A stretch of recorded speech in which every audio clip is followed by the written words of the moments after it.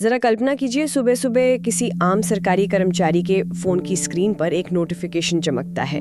16,54,000 रुपए क्रेडिट कर दिए गए हैं। कोई भी पहली बार देखेगा तो यही सोचेगा कि ये कोई स्पैम मैसेज है। बिल्कुल, या फिर बैंक के सर्वर में कोई बहुत बड़ी तकनीकी खराबी आ गई है, क्योंकि आमतौर पर इतनी बड़ी एक मुश्त रकम किसी नौकरी पेशा इंसान के खाते में रातों रात तो नहीं आती। हाँ, ये तो है।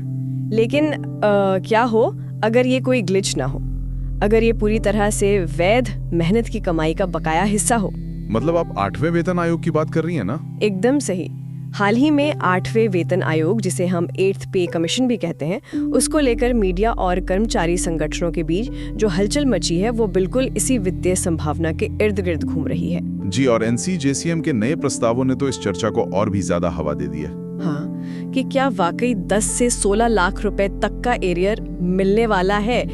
तो आज की हमारी इस विस्तृत चर्चा का मिशन इसी भारी भरकम दावे के पीछे के असली गणित को, इसके अर्थशास्त्र को डिकोड करना है। देखिए, इस पूरे गणित को समझने के लिए ना हमें सतह से थोड़ा नीचे जाना होगा।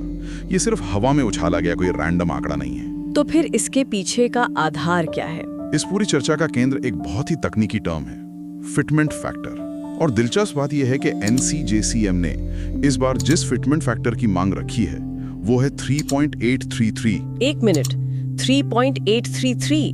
ये आंकड़ा पहली नजर में बहुत अजीब और दशमलव के 3 स्थानों तक बहुत ज्यादा सटीक नहीं लगता तो है, और यही इसमें सबसे हैरान करने वाली बात है। ठीक है, चलिए इसे विस्तार से समझते हैं। इससे पहले कि हम इस अजीब नंबर के पीछे की कहानी समझे, फिटमेंट फैक्टर को थोड़ा डिकोड करते हैं। हाँ बिल्कुल। अगर मैं इसे एक एनालॉजी से समझाऊं, तो फिटमेंट फैक्टर कोई मैग्नीफाइंग ग्लास या आवर्धक लेंस नहीं है जो सिर्फ चीजों को बड़ा दिखाता हो।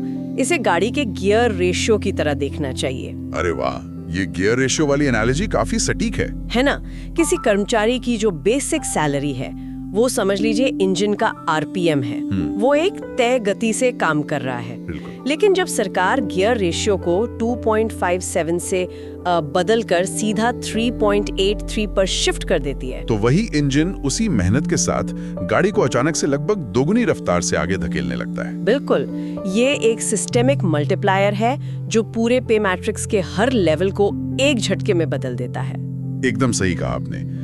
अब इस 3.833 के पीछे के क्यों और कैसे पर आते हैं, मैं समझाता हूँ। हाँ बताइए। 2016 में जब 7वां वेतन आयोग आया था ना, तब ये गियर 2.57 पर सेट किया गया था। जब 8वें आयोग की सुगबुगाहट शुरू हुई तो अर्थशास्त्रियों का अनुमान था कि सरकार इसे शायद 2 के आसपास रखेगी। 2.0 मतलब पिछले वाले से भी कम। हाँ, क्योंकि पिछले कुछ सालों में सरकार राजकोषीय घाटे यानी फिस्कल डेफिसिट को लेकर बहुत ज्यादा सतर्क रही है। अच्छा। लेकिन NCJCM का ये जो 3.833 का प्रस्ताव है, ये डॉक्टर एक्रॉयड फॉर्मूले पर टिका है। ये डॉक्टर एक्रॉयड फॉर्मूला क्या कहता है? देखिए, ये फॉर्मूला एक आम इंसान के लिए आवश्यक न्यूनतम पोषण, कपड़े, आवास और अन्य बुनियादी जरूरतों की महंगाई के आधार पर न्यूनतम वेतन तय करता है। मतलब ये सीधे तौर पर ग्राउंड रियलिटी या जमीनी महंगाई से जुड़ा है। बिल्कुल।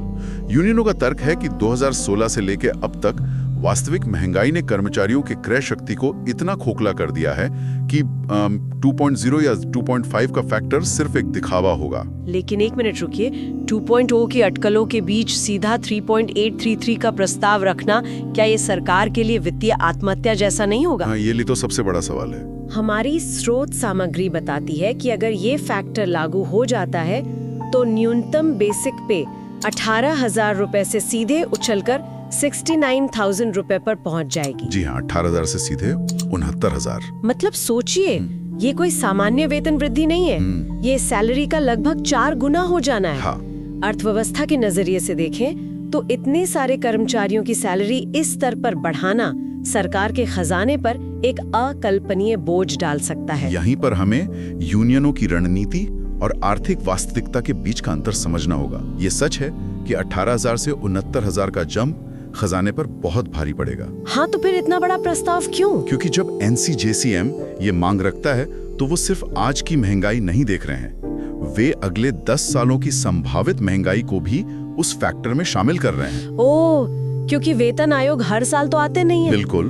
वे एक दशक में एक बार आते हैं। बिल्कुल, इसलिए वो 3.833 का गियर रेशो दरअसल अगले 10 सालों के आर्थिक झटकों को झेलने के लिए एक शॉक एब्जॉर्बर की तरह प्रपोज किया गया है। ये शॉक एब्जॉर्बर वाली बात समझ में आती है, लेकिन यह बात सच में बहुत दिलचस्प हो जाती है। इस गियर रेशो से वो 10 से 16 लाख रुपए के एरियर वाला पहाड़ कैसे खड़ा हो रहा है? ये पूरा खेल टाइमलाइन का है। मतलब बेसिक पे का 18 से 69,000 हो जाना एक बात है, लेकिन अचानक से किसी के बैंक में 16 लाख रुपए एक साथ आ जाना पूरी तरह से अलग गणित है। क्या सरकारें वास्तव में 20 महीने पुराना पैसा एक साथ देती हैं? अगर हम इसे व्यापक संदर्भ में देखें तो इस बैकलॉग के पीछे वेतन आयोगों के काम करने का जो ऐतिहासिक तरीका है वो बहुत महत्वपूर्ण है। वो कैसे? देखिए, एरियर का कॉन्सेप्ट तब पैदा होता है जब निर्णय लेने की प्रक्रिया और लागू होने की तारीख के बीच एक बड़ा अंतर आ जाता है। हाँ, गैप आ जाता है। अब 7वें वेतन आयोग का कार्यकाल 31 दिसंबर 2025 को खत्म हो रहा है। इसके बाद 3 नवंबर 2025 को 8वें वेतन आयोग का गठन होता है। ठीक है।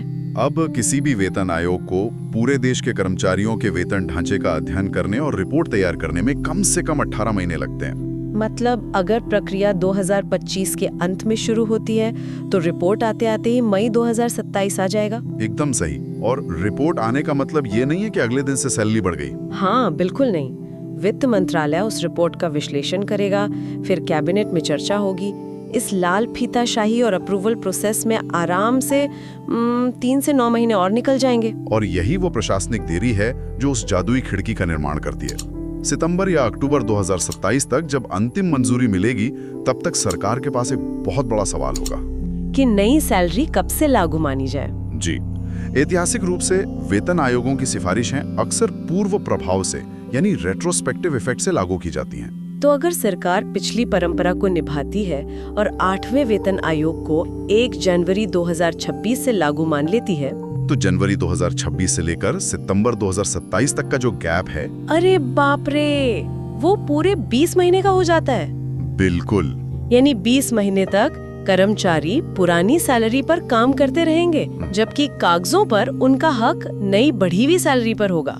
और यही वो 20 महीने का अंतराल है जो उस 3.833 के फैक्टर के साथ मिलकर एक कंपाउंडिंग विस्फोट करता है। और इसे सिर्फ एक देरी के रूप में मत देखिए। सरकारों के नजरिए से ये राजकोषीय प्रबंधन का एक टूल भी हो सकता है। वो कैसे?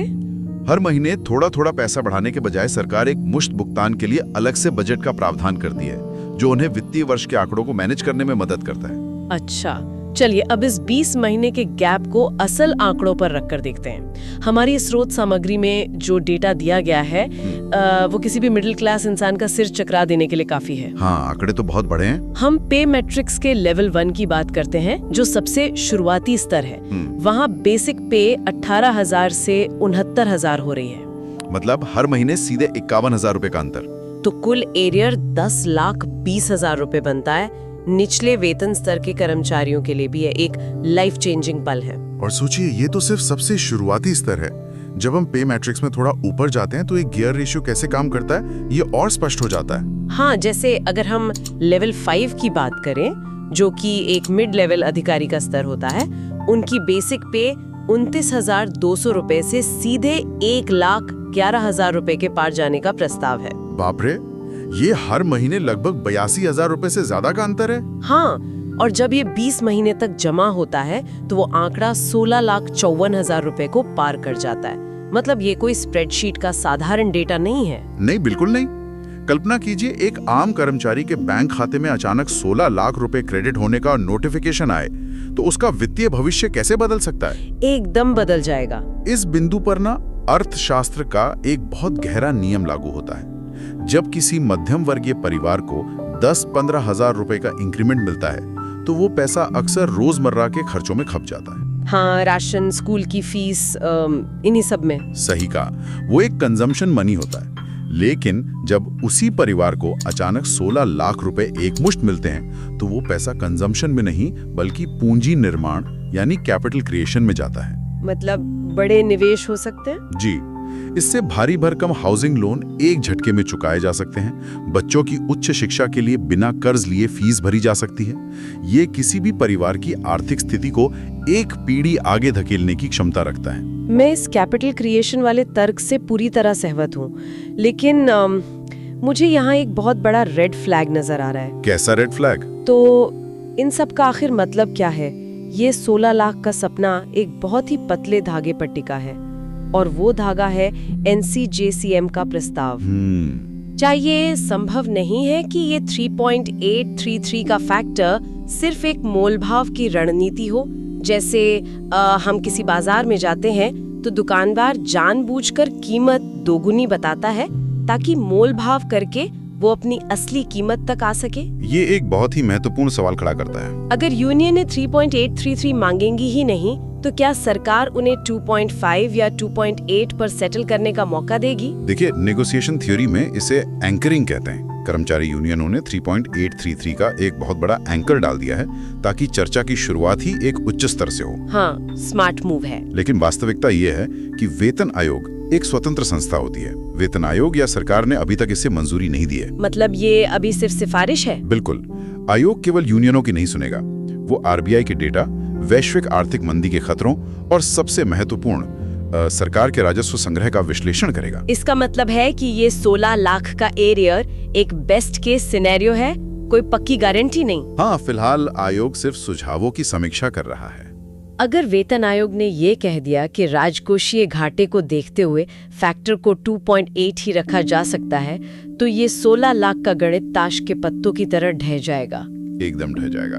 और 1 जनवरी 2026 से लागू करने की जो बात है, क्या वो पत्थर की लकीर है? अगर सरकार ने इसे 2027 से ही लागू करने का फैसला कर लिया और कोई एरियर दिया ही नहीं, तो ऐसा होने की संभावना हमेशा बनी रहती है। हालांकि अतीत में सरकारें कर्मचारियों की नाराजगी मोल लेने से बचती रही हैं, खासकर तब जब चुनाव आसपास हों। लेकिन अर्थशास्त्र में कुछ भी पत्थर की लकीर नहीं होता। सही बात है।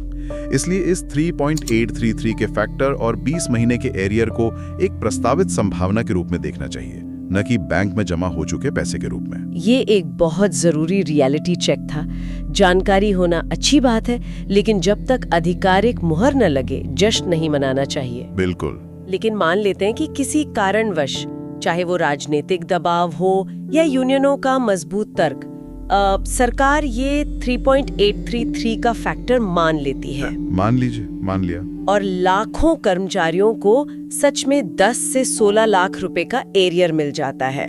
यहाँ मेरा दिमाग एक बहुत ही अलग दिशा में जा रहा है। अच्छा, किस दिशा में? अगर भारत के लाखों परिवारों के बैंक खाते में एक ही महीने में 10-15 लाख रुपए आ जाएं, तो देश की समग्र अर्थव्यवस्था पर क्या असर पड़ेगा? क्या ये एक तरह का इकोनॉमिक शॉक नहीं होगा? ये एक बहुत ही शानदार नजरिया है। जब बाजार में अचानक इतनी बड़ी मात्रा में नकदी आती है ना, तो उसका एक बहुत बड़ा कैस्केडिंग इफेक्ट होता है। मतलब असर हर जगह दिखेगा? जी, सबसे पहला असर रियल एस्टेट और ऑटोमोबाइल सेक्टर पर दिखेगा। लोग अचानक घर खरीदने या अपग्रेड करने निकलेंगे।